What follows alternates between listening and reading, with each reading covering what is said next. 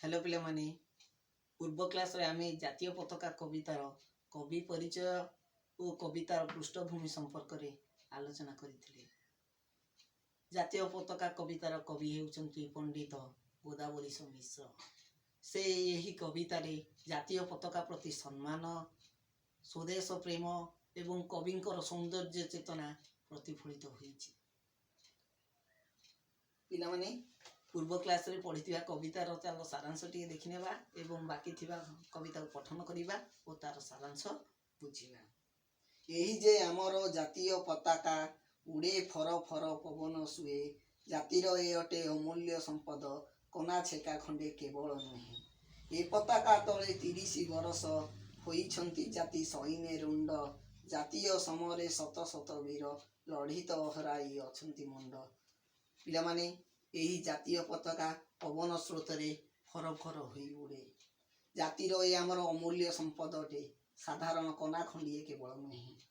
यही पताका तले वर्ष वर्ष धरी जाति धर्म वर्ण निर्विशेष लोक माने एकत्रित हुअन्ति। जातीय समीरे समरे कहिले साधारणतः भारतर स्वाधीनता संग्राम रे शह शह वीर स्वाधीनता संग्रामी भारतर स्वाधीनता संग्राम रे लढ़ी मृत्युवरण करिसंति। पिला माने एही पर्यंत आमे पूर्व क्लास रे पठन करिथिले। चलो कवितार बाकी पद को आवृत्ति करिबा और तार सारांश को बुझिबा। तहु स्वाधीनता आसीची राइजे, जाइछंती चाली विदेशी रजा, छार कना खंडे नमण एहाकू एत आम प्रिय जातीय ध्वजा।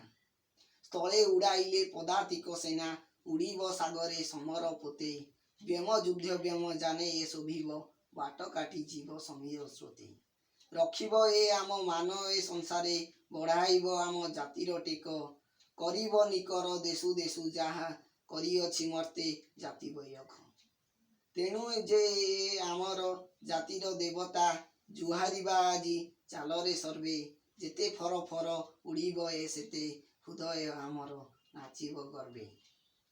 पिला माने चलो कवितार सारांश को भल भाव बुझिबा। तहु स्वाधीनता आसीची राइजे, जाइछंती चाली विदेशी राजा। सेही वीर स्वाधीनता संग्रामी मानकर त्याग एवं बलिदान द्वारा इंग्रेज माने बा विदेशी माने आम देश छाड़ी चली जाइछंती एवं आम देश स्वाधीनता लाभ करिछि। छार कना खंडे नमण एहाकू एत आम प्रिय जातीय ध्वजा। साधारण कना खंडी एहाकू भाव नहीं, यह आमर प्रिय जातीय ध्वजा बा त्रिरंगा पताका अटे। स्थले उड़ाइले पदातिक सेना, उड़ीब सागरे समर पोते। साधारणतः आमर तीनोटी सैन्य बाहिनी रही। गोटे हूँ स्थल सेना, गोटे हूँ नौसेना आउ अन्यटी हूँ वायुसेना। स्थले उड़ाइले पदातिक सेना अर्थात स्थल भागरे पदातिक सैन्य माने यही त्रिरंगा पताका को बा जातीय पताका को उड़ाइले। उड़ीब सागरे समर पोते अर्थात सागर मध्यरे युद्ध जहाज रे यही त्रिरंगा पताका उड़ीब। व्यमे युद्ध व्यम जाने ए शोभिब, बाट काटी जीव समीर स्रोते। व्यमे कहले साधारणतः आकाश रे युद्ध वायुजान रे यही त्रिरंगा पताका शोभा पाइब एवं बाट काटी जीव समीर स्रोते अर्थात पवनर बाट को काटी यह आकाश मार्ग रे उड़ी चलिब। रखिब ए आम मान ए संसारे, बढ़ाइब आम जातिर टेक। ए संसार रे बा समग्र पृथ्वी रे आम जातिर टेक यह रखिब अर्थात यह आम जातिर गौरव को वृद्धि करिब एवं ताकू बजाई रखिब। करिब निकर देशु देशे जाहा, करिअछि मर्ते जाति बैरख। देश विदेश रे एपरि काम कर जहा द्वारा निश्चय समग्र पृथ्वी रे यही त्रिरंगा पताकार गौरव वृद्धि पाइब। तेणु ए जे आम जातिर देवता, जुहारिबा आजी चालरे सर्वे, जेते फर फर उड़ीब ए सेते, हृदय आमर नाचिब गर्वे। तेणु यह आम जातिर समग्र भारतीय मानकर देवता सदृश्य। चलो समस्ते मिसी यह प्रणाम करिबा। जेते फर फर उड़ीब ए सेते, हृदय आमर नाचिब गर्वे। यह जेते फर फर होई आकाश रे उड़ीब, आम हृदय गर्वरे सेते नाची उठिब एवं आमे निजको गौरवान्वित मने करिबा।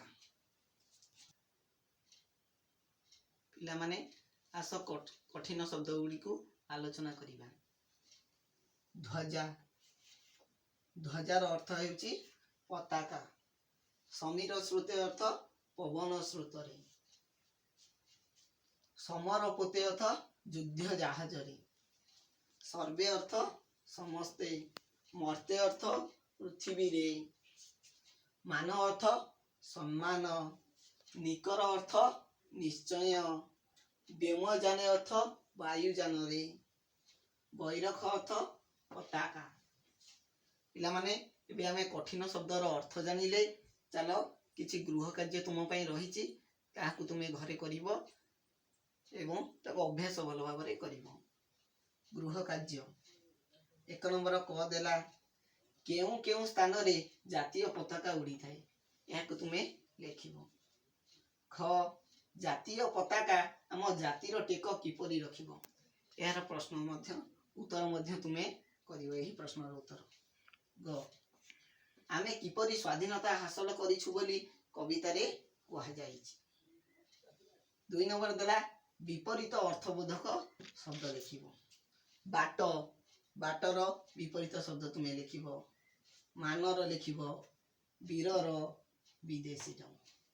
ଆଉ ସ୍ୱାଧୀନତା ଓ ସମ୍ପଦର। ଏହି ପ୍ରଶ୍ନ ଗୁଡ଼ିକର ଉତ୍ତର ତୁମେ ମାନେ ଘରେ ଅଭ୍ୟାସ କରିବ।